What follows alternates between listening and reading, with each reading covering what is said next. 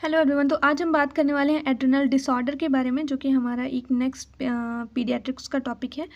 तो स्टार्ट करते हैं इंट्रोडक्शन के साथ। तो सबसे पहले एनाटॉमी पार्ट क्लियर करेंगे ताकि जो भी चीज़ें हैं वो हमें ठीक से समझ में आएंगी। ठीक है। तो एड्रिनल ग्लैंड हमारा एसोसिएटेड होता है किडनी के साथ। ठीक है, यानी कि किडनी भी एक कैप की तरह ये लोकेटेड होता है और हमारी किडनी पेयर में होती है, और एड्रिनल ग्लैंड भी हमारा पेयर में होता है, यानी कि लेफ्ट साइड भी लोकेटेड होता है, राइट साइड भी। ठीक है। अगर हम इसका क्रॉस सेक्शन करते हैं तो ये हमें कुछ इस तरह का दिखाई देता है। ठीक है, जो कि दो पार्ट में डिविजिबल होता है। जो ऊपर वाला पार्ट आपको ये वाला दिख रहा है, ये होता है हमारा एड्रिनल कॉर्टेक्स, और जो नीचे वाला पार्ट ये दिख रहा है बीच वाला, ये होता है हमारा एड्रिनल मेडुला। ठीक है। तो सबसे पहले देखते हैं कि एड्रिनल कॉर्टेक्स जो हमारा होता है ये कौन कौन से हार्मोन्स रिलीज करता है। ठीक है। तो सबसे पहले एड्रिनल कॉर्टेक्स में देखते हैं कि कौन कौन सी लेयर होती हैं। तो एड्रिनल कॉर्टेक्स में भी हमारे 3 लेयर्स पाई जाती हैं। एक तो जोना ग्लोमेरुलोसा होती है, जोना फेसिकुलेटा होती है, जोना रेटिकुलरिस होती है। तो पहली जो हमारी जोना ग्लोमेरुलोसा होती है वो ग्लूकोकॉर्टिकॉइड्स को रिलीज करती है, जिसमें कि मेन ग्लूकोकॉर्टिकॉइड्स हमारा कॉर्टिसोल होता है। ठीक है, ये आपको ध्यान रखना है। जोना फेसिकुलेटा वाली लेयर जो होती है वो मिनरलोकॉर्टिकॉइड्स को रिलीज करती है, जिसमें मेन मिनरलोकॉइड्स कॉर्टिकॉइड्स हमारा एल्डोस्टेरॉन होता है, राइट। और बाकी जो हमारी जोनल रेटिकुलरिस वाली लेयर होती है वो हमारे सेक्स हार्मोन्स को रिलीज करती है। ठीक है। अब बात कर लेते हैं एड्रिनल मेडुला की। एड्रिनल कॉर्टेक्स आपको समझ में आया कि 3 लेयर्स होती हैं इसकी। जोना ग्लोमेरुलोसा जो कि ग्लूकोकॉर्टिकॉइड्स को रिलीज करती है, मेन ग्लूकोकॉर्टिकॉइड्स कॉर्टिसोल होता है। ठीक है। जोना फेसिकुलेटा मिनरलोकॉर्टिकॉइड्स को रिलीज करती है, और एल्डोस्टेरॉन हमारा मेन मिनरलोकॉर्टिकॉइड्स होता है। ठीक है। जोना रेटिकुलरिस हमारे सेक्स हार्मोन को रिलीज करती है। फिर एड्रिनल मेडुला की बात कर लेते हैं। तो ये सबको पता होगा कि 2 हार्मोन रिलीज होते हैं, एड्रेनालिन जिसको इपिनेफ्रिन के नाम से भी जानते हैं, नॉर एड्रेनालिन जिसको नॉरएपिनेफ्रिन के नाम से जानते हैं। और इन्हें इमरजेंसी हार्मोन या hormone of flight and fight बोला जाता है, क्योंकि इमरजेंसी सिचुएशन में ये हार्मोन्स रिलीज होते हैं फ्रॉम द एड्रिनल मेडुला। ठीक है। बात कर लेते हैं डेफिनेशन की। तो क्या है डेफिनेशन? एड्रिनल डिसऑर्डर क्या होता है? अगर कोई भी कंडीशन, ऐसी कोई भी कंडीशन जो एड्रिनल ग्लैंड को अफेक्ट करती है या फिर उसके फंक्शन को रिड्यूस करती है, डिक्रीज करती है, तो उसको हम एड्रिनल डिसऑर्डर बोल देते हैं। ठीक है। कॉमनली चिल्ड्रंस में कौन कौन से एड्रिनल डिसऑर्डर हमें देखने के लिए मिलते हैं, तो 1 बाय 1 हम देखेंगे। सबसे पहला होता है कॉन्जेनाइटल एड्रिनल हाइपरप्लेसिया। तो इसके केसेस बहुत ज़्यादा होते हैं बच्चों में।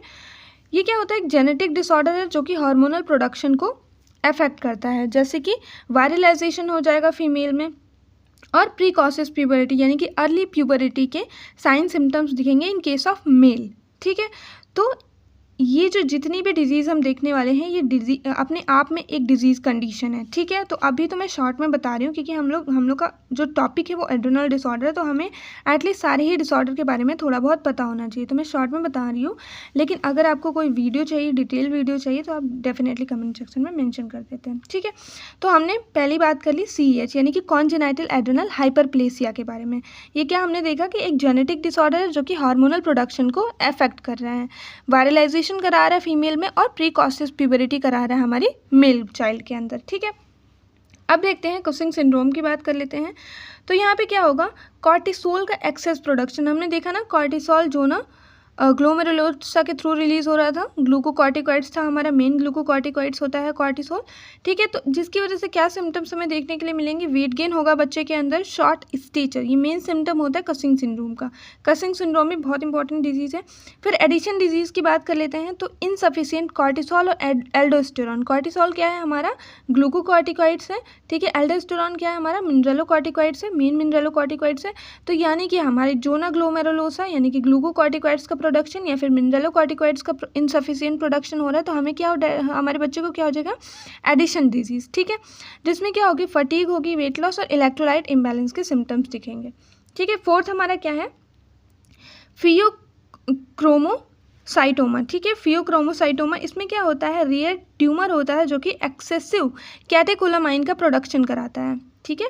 कैटेकोलामाइन का क्या कराता है? एक्सेसिव प्रोडक्शन कराता है। ठीक है। ठीक है। तो ग्लूकोकॉर्टिकॉइड्स, मिनरलोकॉर्टिकॉइड्स हमारी कैटेकोलामाइन्स भी बोलते हैं उसको।